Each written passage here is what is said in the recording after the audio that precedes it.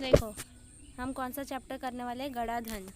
ठीक है, तो यहाँ पर क्या है, सुंदरपुर गांव में रामदीन नामक किसान रहता था। तो गांव का नाम क्या है? सुंदरपुर। तो सुंदरपुर गांव में रामदीन यानी रामदीन नाम का एक किसान रहता था। उसके 4 बेटे थे। कितने बेटे? 4 बेटे थे। रामदीन स्वयं तो बहुत परिश्रमी मतलब क्या, जो रामदीन था वो बहुत ज़्यादा मेहनती था। ठीक है, और उसके चारों भी बेटे बहुत ज़्यादा आलसी थे, यानी उनको पढ़ाई वढ़ाई कुछ करना नहीं है या फिर कुछ काम धंधा करना भी बिल्कुल पसंद नहीं था।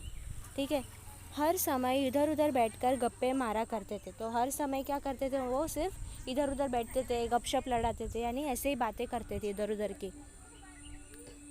रामदीन उनके इस अल्हड़पन से परेशान थे। तो रामदीन क्या थे, ये जो उसका अल्हड़पन था, यानी क्या, ये जो आलसीपना था, ये उधर उधर की बातें करना, फिर कुछ काम धंधा न करना, तो ये सबसे वो बहुत ज़्यादा परेशान थे।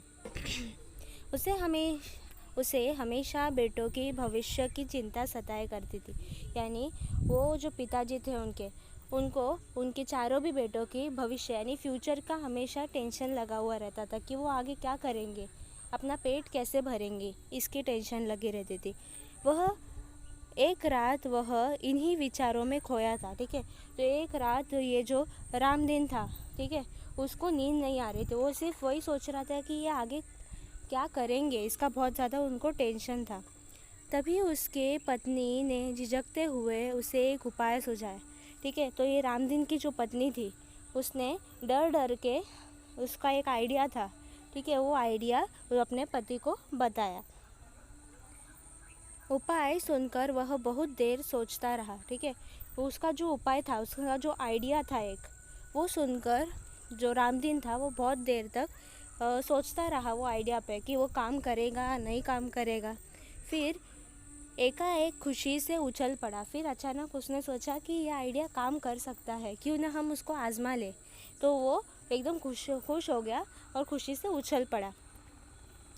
अगली सुबह रामदीन ने अपने चारों बेटों को बुलाकर कहा, ठीक है, और अगली सुबह क्या हो गया, उसने अपने चारों बेटों को बुलाया और क्या कहा, मैं और तुम्हारी माँ अब बूढ़े हो गए हैं। वो क्या बोलता है, हम दोनों मतलब माता और पिता दोनों भी क्या है, अभी बूढ़े होते जा रहे हैं। हम दूर तीर्थ यात्रा पर जा रहे हैं। ठीक है, तो बूढ़े होने के कारण अभी वो तीर्थ यात्रा पर जाना चाहते थे। तीर्थ यात्रा पर जाना यानी बहुत दूर दूर मंदिर में जाना बहुत दिनों के लिए।